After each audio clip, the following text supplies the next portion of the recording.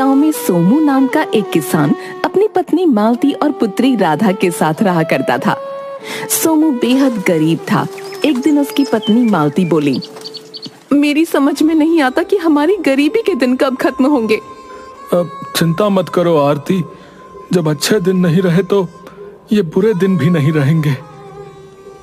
मेरी समझ में ये नहीं आता कि आखिर कब तक आप दूसरों के खेतों में गुलामी करते रहेंगे। मालती, मेरे पास इसके अलावा और कोई चारा भी तो नहीं है। अरे जब आपके पास अपनी जमीन है तो फिर आप उस पर खेती क्यों नहीं कर सकते? तुम्हें पता है मालती कि जमींदार चौधरी ने उस जमीन पर कब्जा कर रखा है और मेरे पास इतने पैसे नहीं है कि मैं उसे छुड़ा सकूं। तो जाकर आप उससे बात क्यों नहीं करते? उससे कहिए कि वो आपकी जमीन वापस कर दे। आप उस जमीन पर खेती करेंगे और फसल बिकने पर आप उसके पैसे लौटा देंगे। सोमू को अपनी पत्नी की बात अच्छी लगी। वो सीधा जमींदार चौधरी के घर पर चला गया।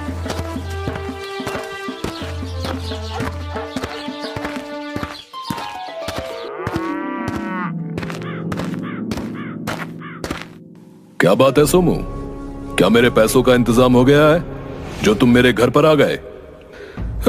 चौधरी साहब, पैसों का इंतजाम तो नहीं हुआ। और होगा भी क्यों? दूसरों के खेतों में काम करके तुम आखिर कितना कमा लेते होगे? मेरा ख्याल है तुम्हारे घर का खर्चा भी बड़ी मुश्किल से चल पाता होगा।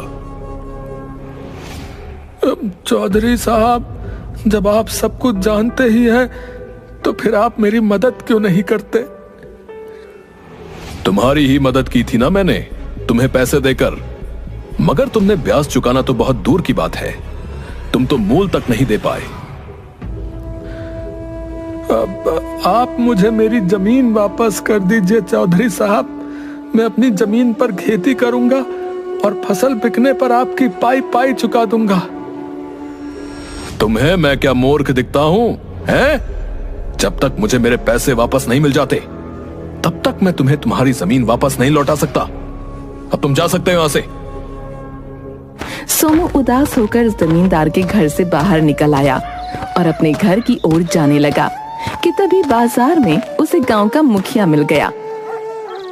अरे सोमू, तुम्हारे चेहरे पर ये उदासी कैसी भाई?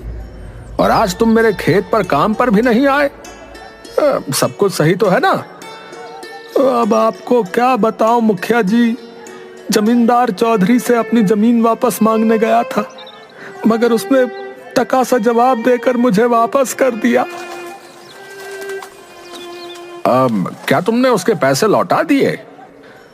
नहीं मुखिया जी, मैं उसे यही बताने के लिए गया था कि अगर वो मेरी जमीन मुझे वापस कर देता है तो मैं उस पर खेती करके फसल बिकने के बाद उसके सारे पैसे चुका दूंगा।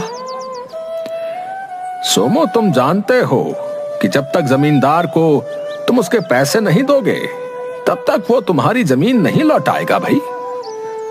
आप ठीक कहते हैं मुखिया जी। समझ में नहीं आता कि आखिर मैं पैसों का इंतजाम कहां से करूंगा। अब चिंता मत करो सोमू, ईश्वर पर भरोसा रखो, सब कुछ सही हो जाएगा। सोमू वहां से सीधा घर चला गया। घर जाकर उसकी पत्नी उससे बोली, आखिर वो अपने आप को समझता क्या है? तुम्हें अब मुखिया के खेतों में काम करने की कोई जरूरत नहीं। मेरी समझ में नहीं आता मालती, आखिर तुम चाहते क्या हो? सिर्फ मुखिया ही है जो मुझे अपने खेत पर काम करने देता है, समझी? और इसके बदले तुम्हें देता भी क्या है, सोचा तुमने? तुम आज से जंगल में लकड़ियां काटने जाओगे और वो लकड़ी बाजार में बेचोगे। इतना बोलकर मालती ने एक बड़ी कुल्हाड़ी सोमू को पकड़ा दी। दूसरों की गुलामी करने से तो यही बेहतर है। सोमू कुल्हाड़ी लेकर सीधा जंगल की ओर चला गया।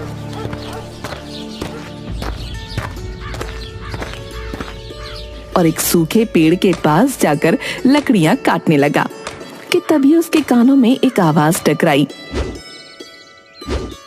इतने गुस्से में क्यों लकड़ियां तोड़ रहे हो? क्या पूरा पेड़ उखाड़ने का इरादा है?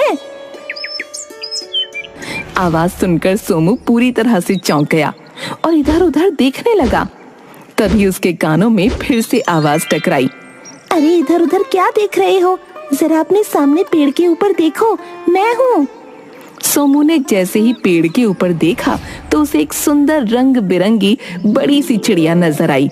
सोमू हैरत से उस चिड़िया की ओर देखकर बोला, तुम तो इंसानी भाषा में बात कर रही हो, ये कैसे संभव हो सकता है? संभव हो सकता है, बिल्कुल संभव हो सकता है, क्योंकि मैं एक जादुई चिड़िया हूँ। मैं इस जंगल में पहले भी आता जाता रहा हूँ, लेकिन मैंने तो इस तरह की जादुई चिड़िया इस जंगल में कभी नहीं देखी। मैं इस जंगल की नहीं, बल्कि यहाँ से बहुत दूर के जंगल की हूँ, जहाँ पर इंसान नहीं आते जाते। तो फिर तुम यहाँ क्या कर रही हो? मैं अपने झुंड के साथ उड़ती हुई यहाँ से निकल रही थी और आराम करने के लिए इस पेड़ पर कुछ देर के लिए बैठ गई। मुझे नींद आ गई और मेरा झुंड मुझे छोड़कर चला गया। तो इसका मतलब तुम अकेली रह गई? चिंता मत करो, वो मुझे ढूंढने के लिए वापस जरूर आएंगे। तब तक तुम क्या करोगी?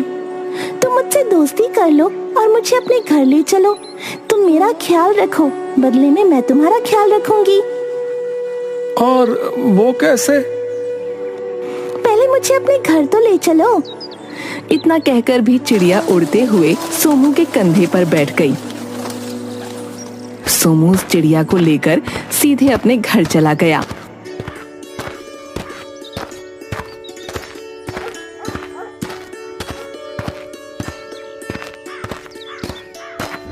इतनी सुंदर चिड़िया को देखकर सोमू की बेटी राधा चहकते हुए बोली, अरे पिताजी, इतनी सुंदर चिड़िया। ये चिड़िया सुंदर ही नहीं बल्कि जादुई भी है। पता है राधा, ये बोलती भी है। ये कैसी बातें कर रहे हो तुम भला? चिड़िया इंसानी आवाज में कैसे बोल सकती है? तभी वो चिड़िया मालती के सामने बोल पड़ी। क्यों नहीं बोल सकती? जादुई चिड़िया सब कुछ कर सकती है। राधा और मालती बुरी तरह से हैरत में पड़ गईं और उसे गौर से देखने लगीं। मुझे इतने गौर से मत देखो, क्या मुझे नजर लगाने का इरादा है? नहीं नहीं, ऐसी कोई बात नहीं। तुम्हारे चेहरे पर उदासी क्यों है? जब से यहाँ आई हूँ तब से सबके चेहरे पर उदासी ही देख रही हूँ। अब तुम्हें क्या बताऊं जादुई चिड़िया, जो लोग गरीब होते हैं और जिनके पास धन नहीं होता, वो लोग उदास ही होते हैं। तो चिंता क्यों करती हो? तुम्हारी गरीबी दूर करने का हल है मेरे पास। जादुई चिड़िया की बात सुनकर सोमू बुरी तरह से चौंक पड़ा। क्या तुम वास्तव में हमारी गरीबी दूर कर सकती हो? तुमसे कहा तो है, मैं एक जादुई चिड़िया हूँ। तुम हमारी कैसे मदद कर सकती हो? मैं तुम्हें उस जगह का पता बता सकती हूँ जहाँ पर बहुत ढेर सारा धन गड़ा हुआ है। तो फिर देर किस बात की है जादुई चिड़िया, मुझे जल्दी से बताओ। तुम्हारे खेत में जो बहुत पुराना पीपल का पेड़ है, उस पेड़ के नीचे पुराने जमाने का प्राचीन खजाना गड़ा है। तुम रात के समय वहां जाकर उसे खोद कर निकाल लेना।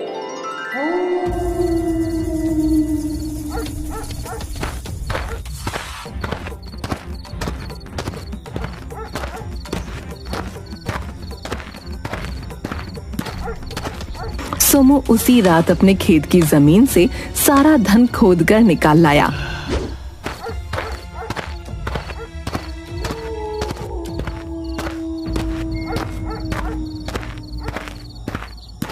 इतना ढेर सारा धन देखकर मालती की आंखों में एक अजीब सी चमक आ गई। इतना सारा धन तो मैंने अपने जीवन में कभी नहीं देखा। अब हमारे दुख के दिन समाप्त हो गए आरती।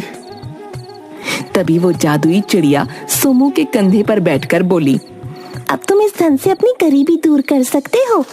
कुछ ही दिनों में सोमू बहुत ज्यादा अमीर हो गया और जमींदार चौधरी के पास जाकर बोला,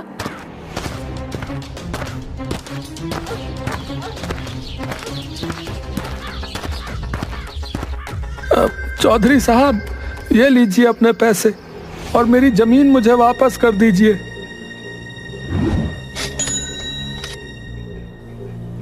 अरे सोमू, अरे भाई तुम खड़े क्यों हो? बैठो ना, मैं तुम्हारे लिए चाय बनवाता हूँ। चौधरी की बात सुनकर सोमू बुरी तरह से चौंक पड़ा। चौधरी साहब, आप मुझे अपने बराबर में बिठाएंगे? सोमू, अपनी बराबरी में बराबर वालों को ही बैठाया जाता है। अब तुम हमारी बराबरी के हो चुके हो। मैंने देखा तुम्हारा घर मुझसे भी अधिक सुंदर बन चुका है। इतना बोलकर चौधरी ने सोमू की जमीन के कागज लौटाते हुए कहा। सोमू, जब आदमी बहुत धनवान बन जाता है तब उसके अंदर शासन करने की भी इच्छा होती है। एक दिन ये इच्छा तुम्हें भी होगी, इसलिए तुम अभी से इस बारे में विचार करना शुरू कर दो।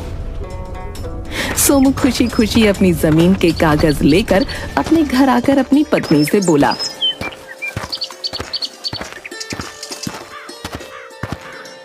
आज चौधरी साहब ने मुझे अपने बगल में बैठाया और पता है, उन्होंने मेरे लिए चाय भी बनवाई। और तो और उन्होंने ये भी कहा कि जब आदमी के पास धन आ जाता है तो उसे शासन करने की इच्छा भी होती है। उनकी ये बात मेरी कुछ समझ में नहीं आई। सोमू की बात सुनकर मालती बुरी तरह से चौंक पड़ी। इसका मतलब हमारा सम्मान गांव में काफी बढ़ चुका है। उनका कहने का मतलब ये था बुद्धू कि हमें अब गांव में और भी जमीनें खरीदनी चाहिए। लेकिन उसके लिए धन कहाँ से आएगा? हमारी ये जादुई चिड़िया किस काम आएगी? इतना बोलकर मालती जादुई चिड़िया की ओर देखकर बोली, क्या तुम हमें और धन नहीं दे सकती? मालती की बात सुनकर मालती की बेटी राधा बोली, ये कैसी बातें कर रही हैं माँ? याद कीजिए, कुछ समय पहले हमारे पास पेट भर के खाने के लिए भी भोजन नहीं था। अरे हाँ, हमें पता है भाई। हम बस अब इतना धन और चाह रहे हैं कि हम गांव की और जमीन खरीद कर उसमें खेती कर सके। जादुई चिड़िया सोमू की ओर गौर से देखते हुए बोली, तुम सबने मेरी बहुत सेवा की है, इसलिए मैं तुम्हारी ये बात भी मानूंगी।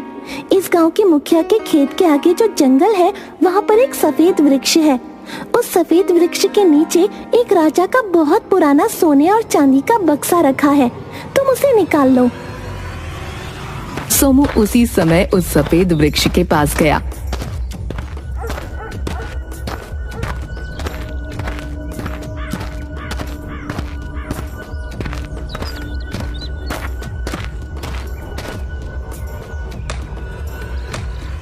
और वो बक्सा निकाल कर घर ले आया।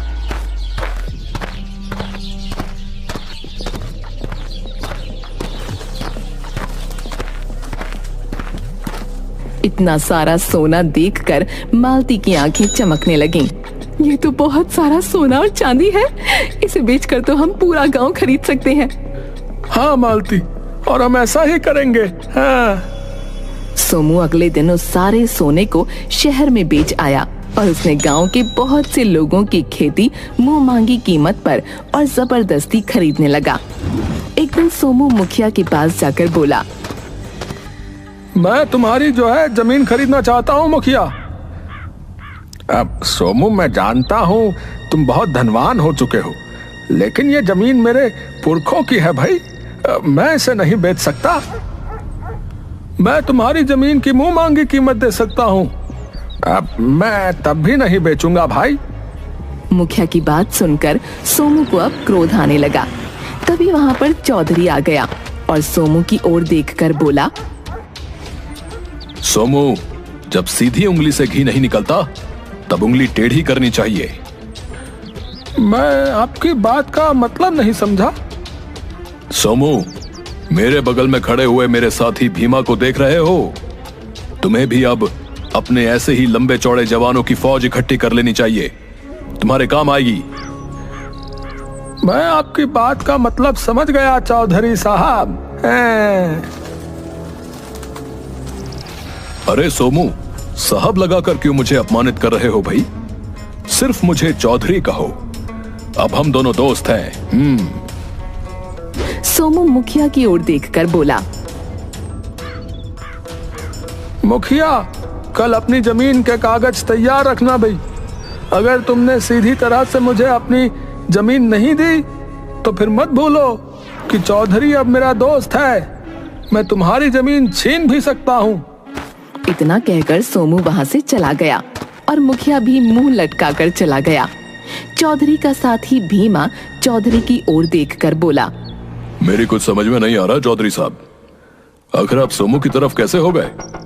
आपको तो उससे जलन होनी चाहिए कि कल का ये भिखारी आज आपसे भी ऊंचा हो गया।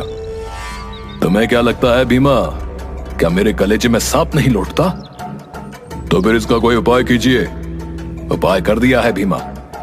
पहला कदम मैंने उसे अपनी बराबरी में बैठाकर उठा दिया था, दूसरा कदम मैंने अब उठा दिया है। तुमने शायद देखा नहीं, गांव वालों के दिलों में सोमू के खिलाफ नफरत बढ़ रही है और बगावत भी। लेकिन आखिर इसके पास इतना ढेर सारा धन आया कहां से? मुझे इस बात से कोई मतलब नहीं, मैं तो बस ये चाहता हूं कि ये दोबारा भिखारी बन जाए। रहा सवाल धन का, तो मैं खानदानी अमीर हूं, मुझे धन की इतनी कोई लालसा नहीं है। धन की लालसा सोमू जैसे गरीब भिखारी को होती है, जिन्होंने अपने जीवन में पहली बार धन देखा होता है। इधर सोमू क्रोधित होते हुए अपने घर चला गया और सारी घटना अपनी पत्नी को बताने लगा। मुखिया की हिम्मत कैसे हुई आपके आदेश को ठुकराने की?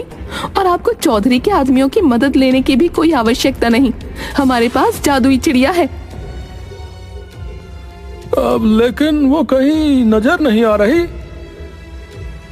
छत पर राधा उसके साथ खेल रही है।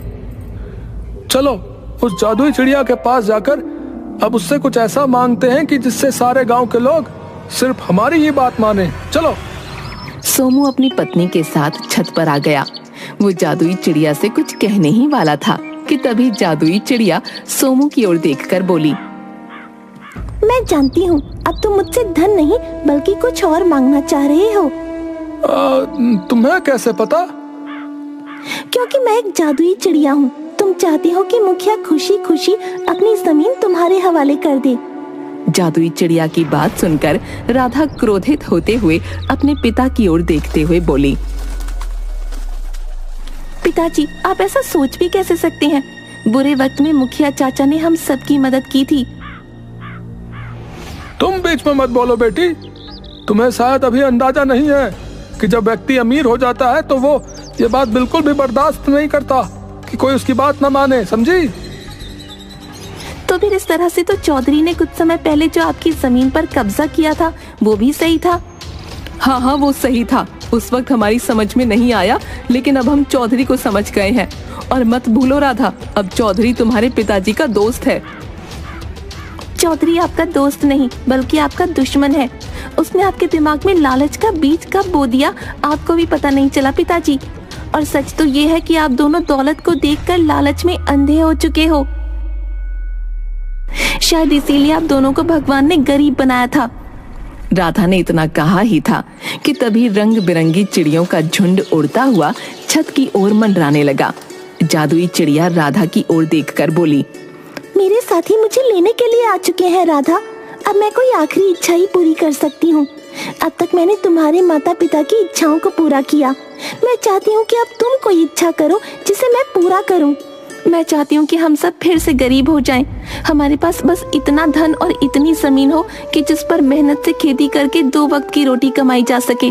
और मैं ये भी चाहती हूँ कि चौधरी जैसे अत्याचारी और बहकाने वाले व्यक्ति गरीब हो जाएं, ताकि वो फिर से किसी दूसरे के दिल में लालच पैदा न कर सकें। मुझे तुम पर गर्व है राधा, ऐसा ही होगा। इतना कहकर जादुई चिड़िया अपने झुंड के साथ वहां से उड़ती हुई चली गई। सोमू फिर से गरीब हो गया और चौधरी को कारोबार में बहुत नुकसान झेलना पड़ा। वो गांव छोड़कर चला गया।